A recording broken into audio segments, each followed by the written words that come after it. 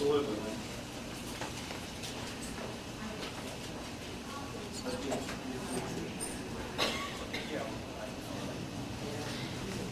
Good evening. I'm Linda Howell. I'm 2115 Precinct Chairman. The reason I feel compelled to speak tonight is if you have not received my letter in the mail or seen it in the news, I will be glad to give you a copy of that. But I think we're missing the whole issue of what this is about. It's not that a person wanted to start planning a party early, and it's not that their hands were tied, because they were not. What's going to happen if we allow Gary and the PAC to take this event? It will gut the party from here on out of their finances, and it guts you of your power.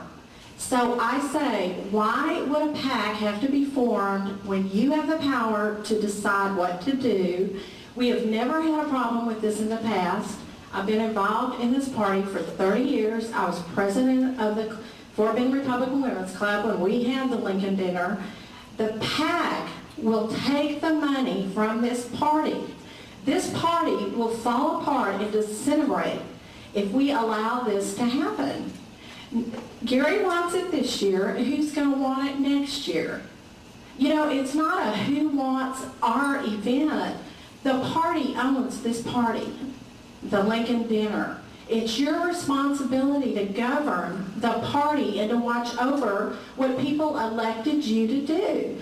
They want you to be responsible for the finances, the integrity, and the overall government of the party. It is not one person that has a right, whether it be Gary or any person in this room, that can decide that they are going to announce in the media that they have taken over an event and take the power and the influence of that party that they're over and do it. If we allow it now, next year when another person wants it, don't come crying, because you'll have no power to do it and you'll have no money to move forward. So it's a much bigger issue than a party and when and what. The PAC, I was told, was formed in September. Gary had ample opportunity to come to us and tell us that he had formed a PAC for this dinner. Never once was that told to us. You know, I find that deceitful. That's why I felt like I had to write this letter. I'm sorry, how much time do I have? I'm not paying attention to time, I'm sorry. You know, I called Gary to ask if this was true, and he said yes. And I said, Gary, why did you not bring it to the body of people that were elected, the executive committee? And he said he didn't have to. And I said, Gary, that is so defrauding of you that you would not have done that. I said, these are the people, one, that they know is their event, and two, you had no right to do that. And basically, he said he did not care what you decided, that he was going to do it anyway.